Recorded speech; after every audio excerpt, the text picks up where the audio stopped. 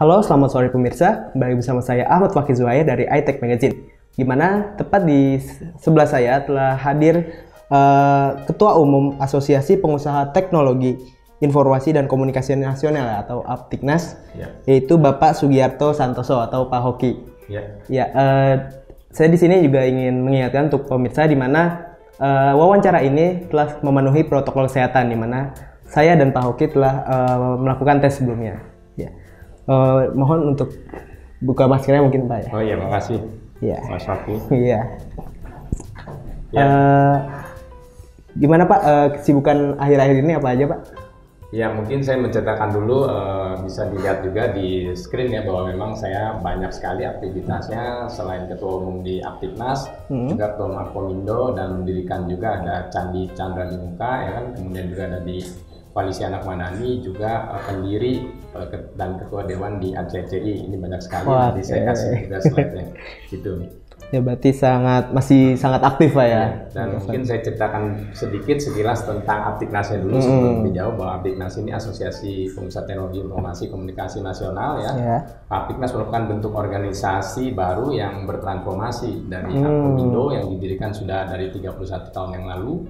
Kemudian Aptiknas sendiri dideklarasikannya 24 Februari 2017 dan ada SK Kumhamnya, dan benar saya juga Ketua Umum Akomindo ya, ada SK Kumhamnya dan telah memenangkan gugatan di Pengadilan Tinggi Tata Usaha Negara, PT UN dulu, PT Tun, dan di MA di kasasi seperti itu. Dan Aptiknas ini ada di bisa dilihat ya, ada di 29 DPD ya. Kami mempunyai sekitar 2000-an anggota, terus member kami profilnya itu dari prinsipal, distributor, dealer, sistem integrator, software developer, IoT, AI, dan segala macam yang di bidang teknologi informasi itu memang sekarang bergabung di tempat kami seperti itu. Oke. Ya mungkin kita lanjut ke pembahasan kita ya Pak. Siap. Mengenai transformasi digital. Ya seperti yang kita tahu kan di masa pandemi yang mungkin masih bisa bilang mengganas ya akhir-akhir ini, transformasi digital itu untuk perusahaan itu merupakan sebuah kewajiban ya untuk bertahan. Nah menurut Bapak dari segi apa saja yang harus dipersiapkan itu agar transformasi digital sebuah perusahaan itu berhasil dan sukses itu Pak? Kiat-kiatnya. Menyiapkan juga beberapa slide ya.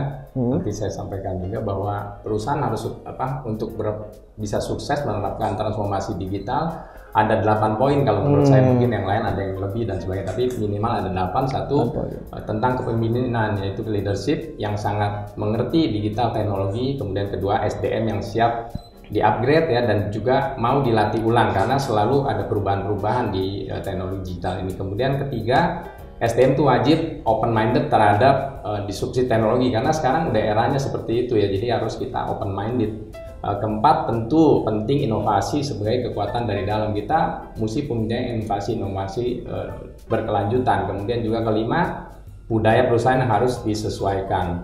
Keenam, manajemen perubahan ya, yang tepat, tentu kita memang harus berubah.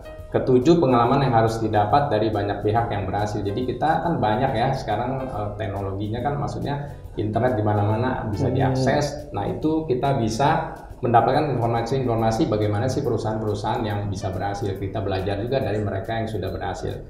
Kedelapan, kita bersinergi dan berkolaborasi baik internal maupun eksternal karena eranya saat ini ya memang era bersinergi dan berkolaborasi untuk mencapai tujuan yang lebih baik dan lebih cepat. Jadi itu menurut kami ada 8 poin yang bisa mungkin menjadi acuan untuk supaya kita bisa berhasil di transformasi digital. Ya, kan tadi mungkin ada 8 poin Pak ya. Lalu kan bagaimana transformasi digital saat ini, terutama di perusahaan-perusahaan seperti BUMN, BUMD maupun swasta, apakah sudah terbilang sukses dan efektif untuk saat ini? Ya, saya juga menyiapkan slide ya. Waktu itu sebelumnya kami pernah melakukan pengalaman kami mengadakan Aptiknas Innovation Award di 2019, mendapatkan banyak perusahaan yang punya ide inovasi yang kreatif dan mereka meningkatkan kemampuan dan daya saingnya sehingga telah memajukan teknologi digital, strateginya, inovasinya, dan kembali lagi kita melihat tadi 8 poin itu, maka bila pemimpinnya sangat mendukung maka mereka menjadi sangat baik, mereka harus lincah, dan berubah banyak hal yang lambat, biasanya itu masalah di birokrasi ya, di BUMN, di BUMD. Kemudian juga SDM harus mau ya mereka meningkatkan kemampuannya, setiap mereka di-upgrade, siap di-upgrade, berubah budayanya serta manajemen perubahan yang tepat. Ini kunci sukses yang efektif. Digital tetap bisa menjadi tools baik, tapi ekosistem sangat penting untuk mendukung. Kemudian selanjutnya juga untuk menyatakan apakah tadi terbilang ya sukses dan atau efektif tidaknya, jawabannya kembali ya kita melihat ya kondisinya seperti apa. Ada juga yang berhasil, ada juga yang gagal. Jadi kuncinya juga jangan selalu menyalahkan pandemi COVID-19 karena itu bukan sebuah alasan ya, karena justru hal tersebut bisa diakui saat ini mendorong transformasi digital bukan dari pimpinannya atau market, tapi dari pandemi COVID-19, sehingga sesungguhnya melalui transformasi digital diharapkan BUMD, BUMN itu bisa lebih akuntabel ya kan, transparan, profesional, efisien dan profitable. Maksud bahwa jika kita telah menerapkan 8 poin tersebut yang di atas, maka meskipun ada COVID-19 ini ya kita tetap bisa sukses, dan hal tersebut menjadi sukses ya, meskipun terpaksa karena semua industri untuk beradaptasi cepat dan optimal karena pilihannya adalah berubah atau mati. Kalau nggak berubah, kita nggak mengikuti transformasi digital, sudah pasti mati. Dan kita melihat beberapa BUMN juga digabung dan beberapa yang mungkin tidak dilanjutkan. Jadi itu hal-hal yang memang kita harus saatnya ini berubah atau mati, seperti itu. Jadi pendapat saya seperti itu. Berarti bisa dibilang pandemi itu bukan menjadi sebuah alasan sukses atau tidaknya Pak ya? Memang ada juga yang gagal, itu kan beberapa memang apa boleh buat memang ada yang gagal, tapi yang sukses kan banyak sekali. Jadi kita mau melihat yang mana, mau melihat yang gagal atau yang sukses, tentu saja kita harus mengacu kepada yang sukses. Oke Pak, yang kita tahu ya sesuai arahan Bapak Presiden Jokowi itu mengenai presidensi G20 tahun 2002, itu akan mendorong upaya bersama untuk pemulihan ekonomi dunia. Nah, dalam hal ini perusahaan itu perlu memperkuat fundamental infrastrukturnya, itu antara lain digital risk, digital governance, cyber security, itu untuk mendukung digital ekonomi dengan penggunaan AI, big data, digital bisnis yang dipakai di bidang pendidikan, teknologi dan lain sebagainya Pak. Nah, dalam kacamata Aptiknas ini sendiri, seberapa penting sih digital risk dan digital governance itu di era disrupsi sekarang ini? Terus mungkin bisa juga dijelaskan komponen yang perlu dipersiapkan dalam mengoptimalkan implementasi digital tersebut Pak. Ya, mungkin saya siapkan juga bahwa dalam kacamata Aptiknas tentu saja ya digital risk dan governance sangat penting, karena digital risk itu terekspos informasi internal, budaya kerja yang terbiasa dimonitor atasan ya, celah sistem baru yang berbasis SaaS, berbagai tools baru perlu ya dipastikan impact-nya banyak, karena banyak knowledge dan skill yang baru yang dibutuhkan, yang dibarengi juga dengan begitu banyak teknologi yang mendadak jadi absolut ya, tahu-tahu mendadak tadinya berguna digunakan tapi sekarang tidak bisa digunakan lagi karena sudah absolut. Kemudian bahwa digital transformasi sebagai bagian dari 3 pilar G20 yang akan kita jalani di tahun ini, memang Pak Presiden mencanangkan seperti itu ya. Harus memperhitungkan digital risk serta digital governance. Tanpa memperhatikan digital risk, maka kita akan mengalami banyak kendala. Kesuksesan digitalisasi perlu dipahami bersama, banyak resistensinya yang ada, tapi pandemik membuat semua orang menerima digital way ya, mau nggak mau memang mereka memilih dan menggunakan teknologi digital. Sekarang semua bisa kita mulai terbiasa bekerja secara digital ya, akan tetapi sering mereka lengah dengan rendahnya kesadaran terkait keamanan data, keamanan cyber dan lain-lain. Jadi memang sangat penting sekali kita peduli ya, kita benar-benar memang terpaksa, tapi kita juga harus memahami bahwa resiko-resiko yang ada itu memang perlu dipahami seperti itu. Ya Pak, seperti yang kita tahu itu Aptiknas itu merupakan asosiasi yang didirikan oleh pengusaha, praktisi, edukasi di bidang TIK se-Indonesia dengan pendiri mencapai 100 orang Pak ya. Lalu yang ingin saya tanyakan, langkah seperti apa yang dilakukan Aptiknas dalam mendukung transformasi digital ini Pak? Dan sinergi apa yang telah dilakukan, serta bagaimana Aptiknas itu mendukung pemerintah dalam yang tadi kita sudah bahas itu presidensi G20 itu tadi Pak, terutama di isu digitalisasi itu. Ya, seperti saya sudah tampilkan juga di slide ya, bahwa Aptiknas tidak hanya didirikan oleh 100 pendiri dengan latar belakang TIK yang beragam, dan hingga sekarang beragam anggota dari prinsipal, distributor, dealer, sistem integrator, ya kan, software developer, animasi, IoT, dan sebagainya banyak sekali. Dan Apiknas itu sejak berdiri memiliki program yang jelas, yaitu terkait dengan Smart City dan Industri 4.0 ya, yang bicara transformasi digital di sektor pemerintah, di mana anggota Apiknas memiliki akses serta Industri 4.0 sejak tahun 2018. Di mana banyak pengusaha yang memiliki akses ke industri terkait 4.0 tersebut. Kemudian kami juga mempunyai program Digital Talent, maka sejak kami ada itu puluhan hingga ratusan seminar. Saat ini webinar telah kami lakukan seperti yang saya tampilkan slide-slide ini. Benar-benar memang kita aktif terus, termasuk Pak Ganjar 2 kali menjadi pembicara di event kami.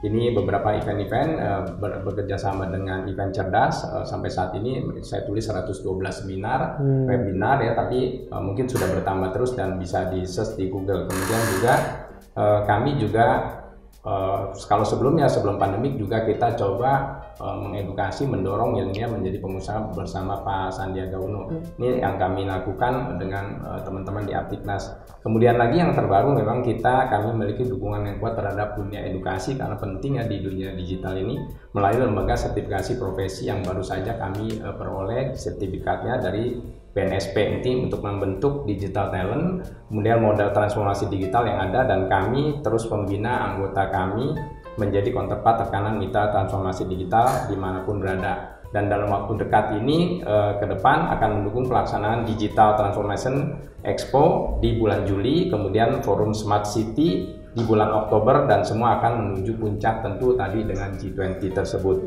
Kemudian juga Apiknas memang menjalin kerjasama juga dengan asosiasi IT yang perwakilan perdagangan dari banyak negara, seperti yang saya tampilkan ini ada Taitra dari Taiwan, ada juga dari Kotra dari Korea, dan RRC Rusia, Pakistan, dan juga tentunya Singapura yang paling dekat dengan Indonesia. Ya.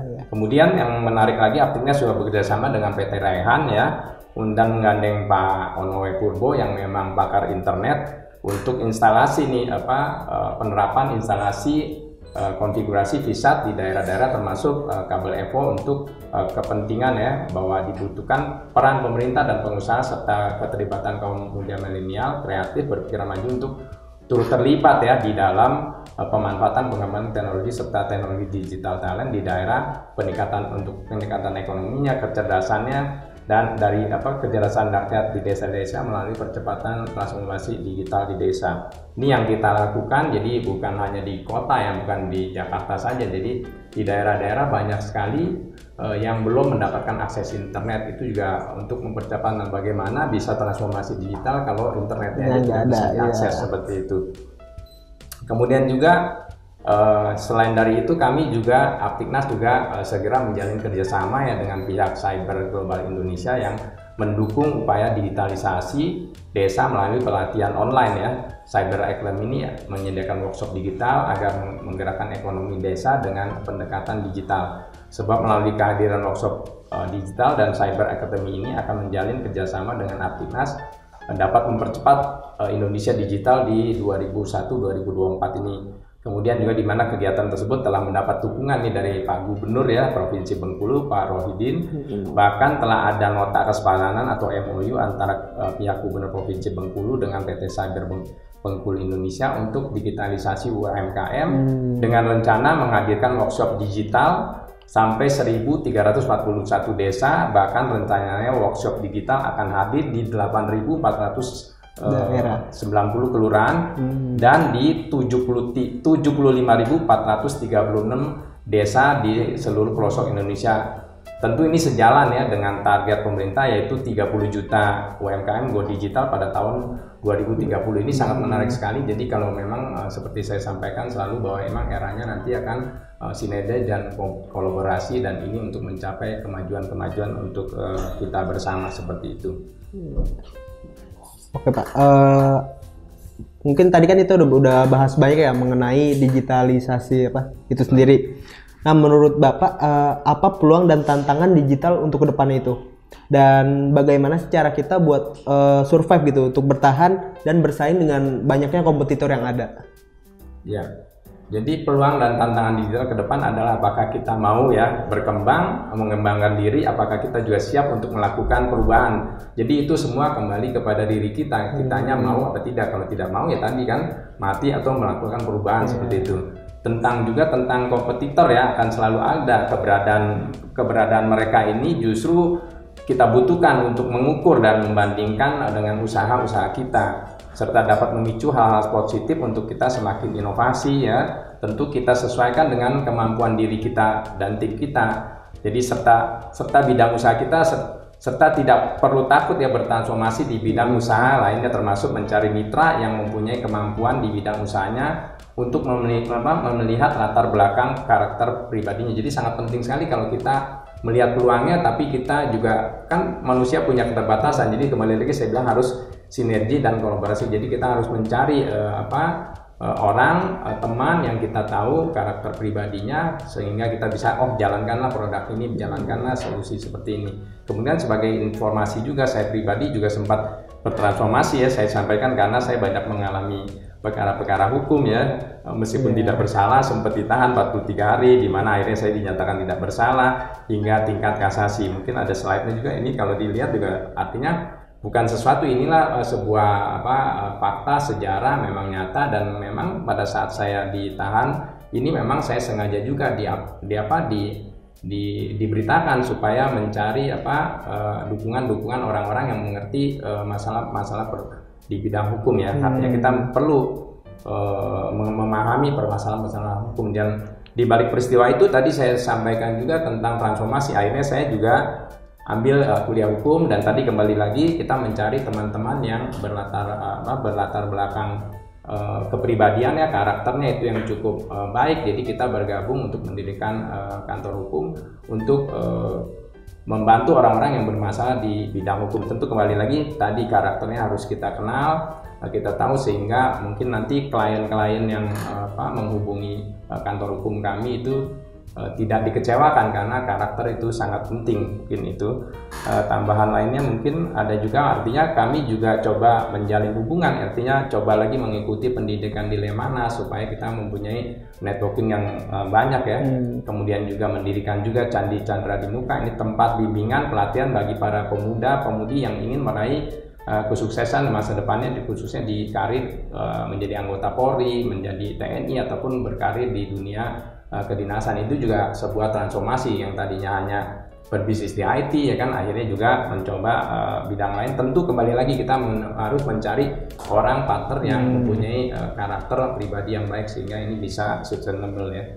Kemudian juga karena tadinya kami mengalami peristiwa-peristiwa dalam tanda petik rekayasa hukum, kita juga menjalin hubungan, membina hubungan dengan para teman-teman media, karena latar belakang saya juga jurnalis, tadinya medianya hanya teknologi informasi, akhirnya ke bidang hukum, dan kita mengikuti kongres-kongres dan melakukan kerjasama, dan akhirnya kami membuat lembaga. Kalau tadi lembaga sertifikasi profesi di bidang SDM TIK, kami juga mendirikan lembaga sertifikasi profesi di bidang pers, jadi seperti itu. Dan belum lama ini kami sudah dari BNSP sudah langsung melakukan sertifikasi uji kompetensi kami perdana LSP komputer ini, LSP pers ini, bahwa tambahan info dalam perkara rekayasa hukum terhadap diri saya itu ternyata banyak tertolong oleh pemberitaan yang tentu edukatif dan valid dari teman-teman wartawan, sehingga saya sempat terbantu untuk ikut. Sehingga saya sangat terbantu, sehingga saya mendirikan LSP Pers Indonesia, tentu mengikuti SOP dari BNSP. Tujuannya adalah untuk membantu verifikasi uji kompetensi wartawan, termasuk LSP Pers Indonesia adalah LSP di bidang jurnalis pertama yang terdaftar di BNSP. Kemudian juga masih berkaitan dengan wartawan, teman-teman juga jurnalis, kita sangat kompak ya dengan teman-teman. Kalau ada teman-teman yang jurnalis yang dikriminalisasi, tentu kita harus membela, membela dan benar sepanjang mereka mengikuti etika jurnalis yang benar.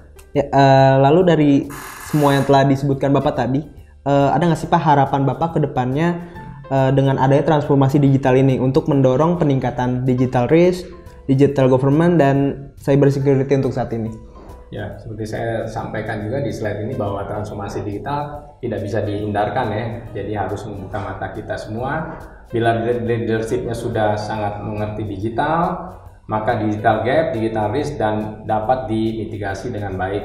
Bila SDM-nya sudah sangat siap, maka digital risk akan bisa ditekan, kemudian sehingga digital governance bisa berjalan dengan baik. Lalu isu terkait digital risk tidak comply karena tidak sesuai dengan digital government akan berkurang. Selanjutnya semua perlu tetap belajar, perlu lincah, mau terus belajar, dan yang penting sekali lagi mau berubah. Kadang orang tidak mau berubah ya, sudah nyaman seperti ini, padahal kita di era digital ini memang harus berubah dan tadi harus belajar. Perlu juga manajemen perubahan yang baik. Semua ini membuka mata dan wawasan kita, penting untuk kita selalu siap dan waspada. Kemudian harapannya tentu semakin besar kesempatan yang terbuka untuk pelaku teknologi informasi komunikasi, khususnya yang menggarap pasar yang justru menjadi lebih terbuka ya dengan dengan adanya COVID-19 ini. Kemudian aspek kreativitas dalam mencari solusi terbaik dari aspek teknologi terus perlu ditingkatkan. Tadi kembali mereka bisa meningkatkan kemampuan karena dari belajar dan mau berubah. Kemudian juga cyber security tetap akan menjadi pilar yang harus kita perhatikan di tengah transformasi digital selain strategi teknologi lainnya.